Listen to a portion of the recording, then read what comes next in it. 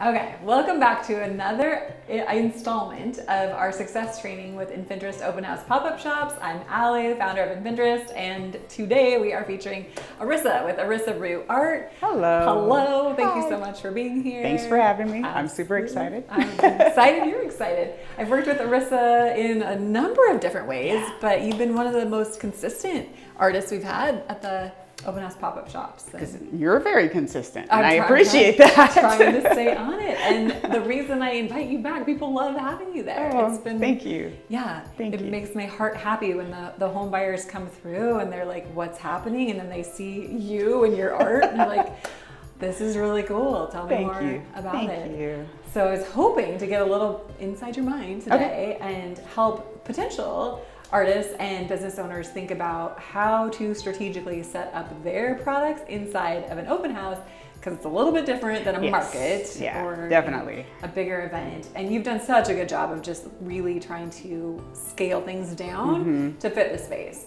Right. And we kind of did a little walkthrough of this house today, and this seemed like a really good good possibility for us. I like this when I'm doing a show or an open house. Really, obviously the staging of the house will dictate where I can put my art. However, I want people to walk into it, so not have to glance off, not have to look for it. I want it to be something that you walk in and you see me in the middle and my art.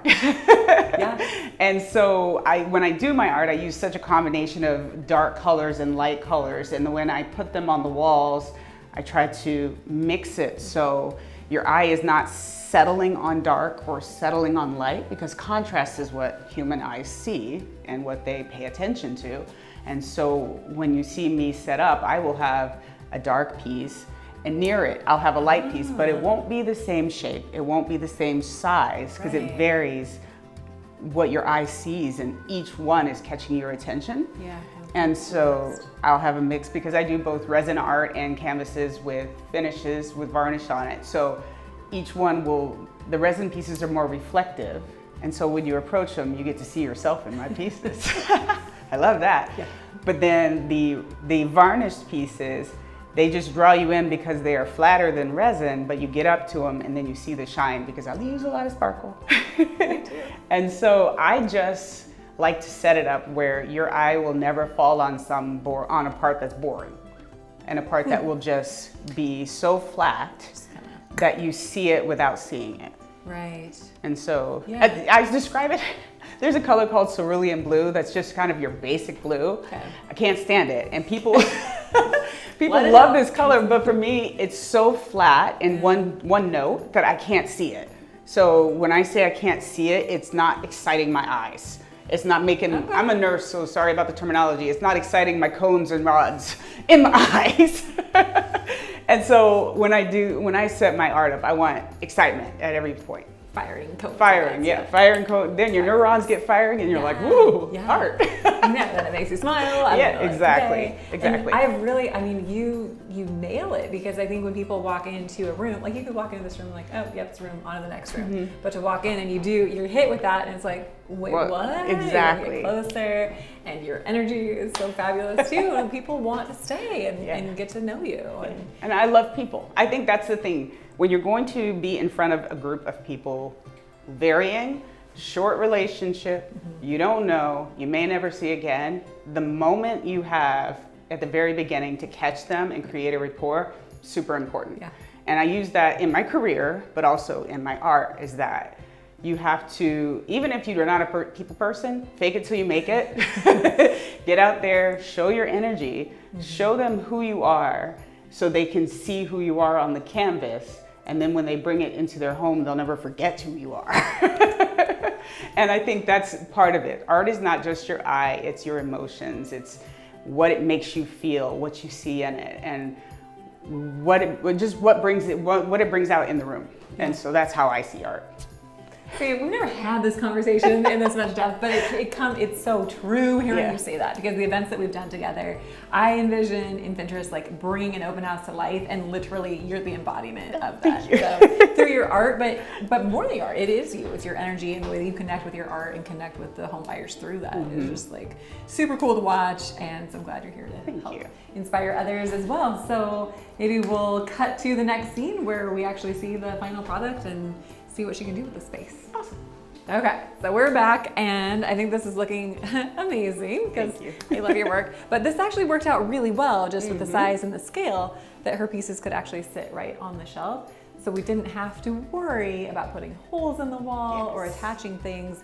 She brought in a nice little table that's at a great height to showcase some of her, I mean, again, this is just so amazing. These coasters that people can walk in and actually engage with a little bit.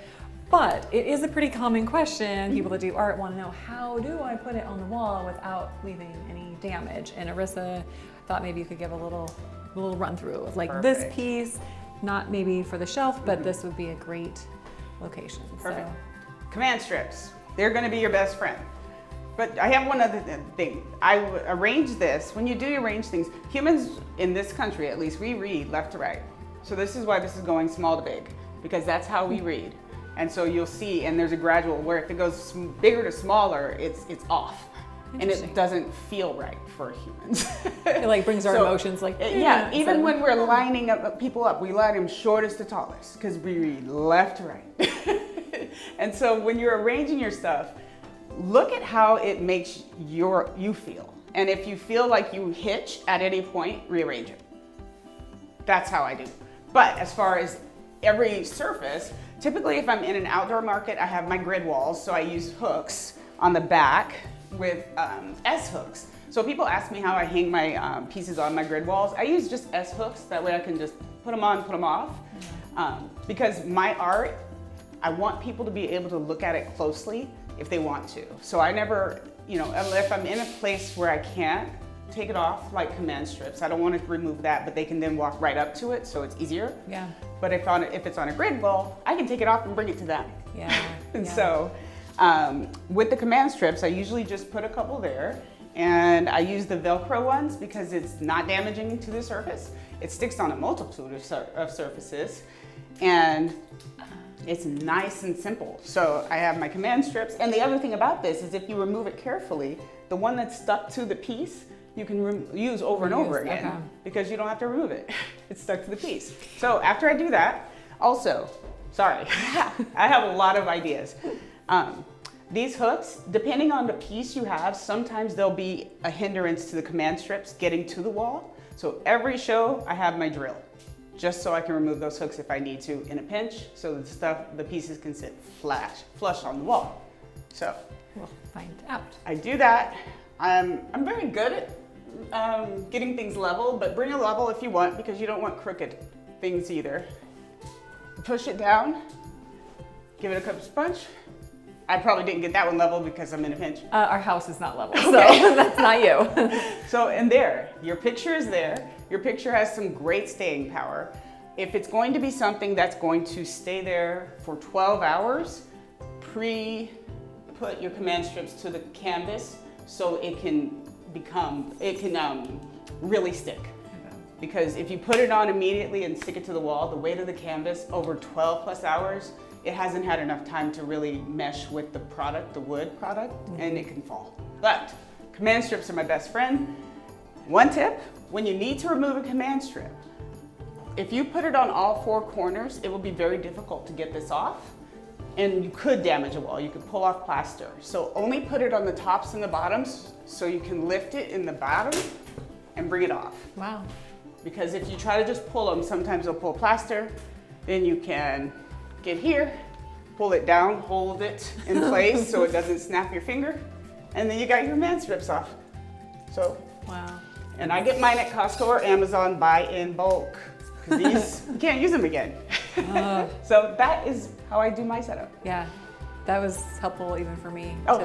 No, that's great, and I think it would be helpful for other people watching too. So thank you. Absolutely. Yeah, looks gorgeous. As always, appreciate having you here. Absolutely, my pleasure. Bye. Bye.